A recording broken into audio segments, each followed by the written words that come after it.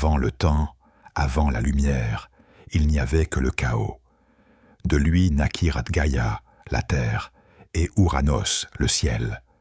Ensemble, ils donnèrent vie aux premiers êtres divins, les titans, puissants et éternels.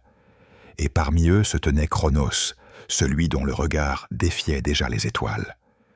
Sous les murmures de Gaïa, Cronos leva la main contre son père. D'un geste, il brisa le lien entre le ciel et la terre. Et ainsi, le sang des cieux tomba sur le monde. L'âge des titans commença, bâti sur la révolte et la peur. Mais le ciel, avant de disparaître, lança une prophétie. Un jour, Cronos, tu seras renversé par ton propre enfant. Craignant ce destin, le titan jura d'empêcher sa chute. Il avala chacun de ses enfants à leur naissance. Quand vint le tour du dernier, Rhea ne supporta plus la douleur. Elle implora Gaïa et Ouranos de lui venir en aide.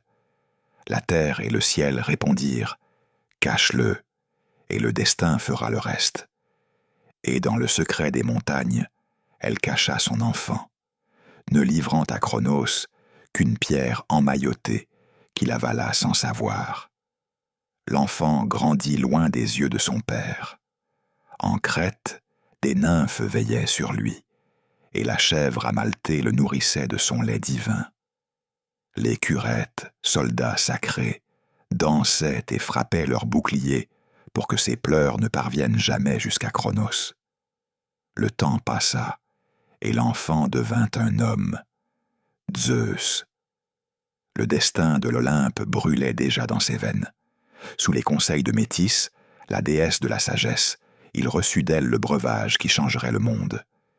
Une nuit, Zeus fit boire la potion à Cronos, et soudain, la terre trembla. Le titan sentit la force de ses crimes remonter de ses entrailles, et vomit les enfants qu'il avait dévorés, Hestia, Déméter, Héra, Hadès et Poséidon. 5 dieux libérés, un monde prêt à renaître. En reconnaissance de leur libération du Tartare, les cyclopes forgèrent pour Zeus la foudre, pour Poséidon le trident, et pour Hadès le casque d'invisibilité. Ensemble, les frères et sœurs jurèrent de renverser Cronos. Dans le tonnerre et la lumière, ils levèrent la main vers le ciel, unis par la vengeance, portés par la justice. L'âge des titans touchait à sa fin. 10 ans durant, la guerre ébranla les fondations du monde. Les titans contre les Olympiens, le passé contre l'avenir. Le tonnerre éclata. Des éclairs jaillirent des mains du jeune dieu. Cronos chancela, les montagnes se brisèrent, et les titans tombèrent, un à un, dans les abîmes du Tartare. Cronos fut alors enchaîné par Zeus dans les profondeurs du Tartare, avec les siens, pour l'éternité. Le silence revint. La guerre était finie. Le temps du chaos s'éteignait, remplacé par l'ordre des dieux. Zeus, debout sur le mont Olympe, regarda le monde redevenir lumière. Alors les 3 frères tirèrent au sort leur royaume. À Zeus, le ciel et la foudre. À Poséidon, les mers. À Hadès, les profondeurs. Et le monde prit forme sous leur règne partagé. Du haut de son trône de nuages, Zeus devint le gardien de l'équilibre. Les vents lui obéissaient, les éclairs portaient sa colère, et les hommes, en levant les yeux, virent en lui la loi et la justice. Mais dans le cœur des montagnes, les titans grondèrent encore.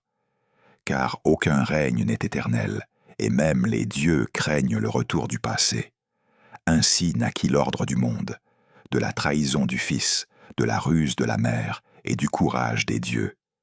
Et sur les cendres du chaos, Zeus régna, maître du tonnerre, roi des cieux, père de l'Olympe.